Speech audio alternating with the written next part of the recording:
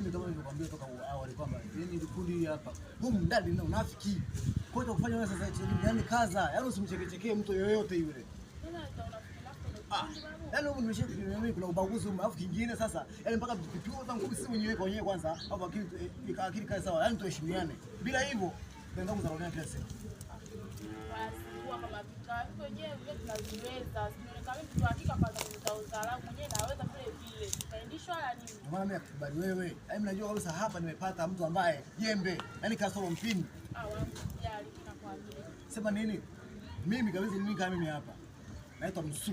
Yaani matafasiri yake ni Msukuma. Sasa ile jina la Msukuma hajaje hivi hivi. Mimi nimeaga kile nyumbani kwa nimeaga. Sijaje hivi hivi.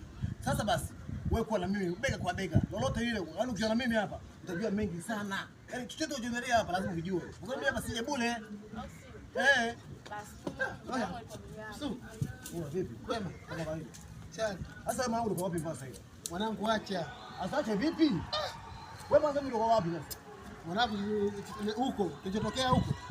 Ndio kusikia mtaani mkienda mtaa pili huko.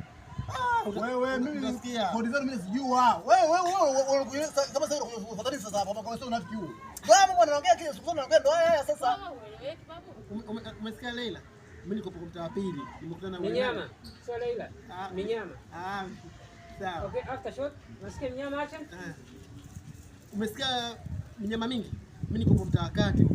Nimekutana na ule nini? Malaya Kichina. Yuko na dogo mmoja hivi shanga chati. Nilikuwa nataka akambaki rafiki yangu. wewe mwanangu usiniambie. Mwanangu nimeenda, nimemzingua. Gonga sana ngumi, piga sana teke mwanangu. Wewe au unanipanga? Mimi hatari. Hao sio walimshinda. Unaona nimeloa majasho unaona. Ndio ni follow angalia kwa follow. Yaani kwa leo unajua wewe muongo sana jamaa huyu. Utafuka mfano leo maji sio. Piga sana wangu, piga katika kifua hivi. Sasa kama kweli utanye peke yako sasa. Unajua sasa ni kambi ya watu wangapi? Wewe na peke yako sasa. Nini kama sio unafikiri nini? Mimi nilikuwa nakuja maskani, kuja hapa. Kama kawaida yetu tunakutana hapa kama kawaida. Na nakuja ndo Mungu sio Asumani wala sio Mungu sio Muba. Ndio tunakutana naye ana kwa ana. Nikamwambia tulia. Kama siku zile ulizungua hata mimi na kuweza. Naomba yeye atakamtubee. Nikamwambia huyu mtoto huyu tuenda kumbaka au kumbemenda. Kwanza rudi naye kokote. Mtoto watu nikamsogeza nikamweka pembeni mtoto watu nikampiga.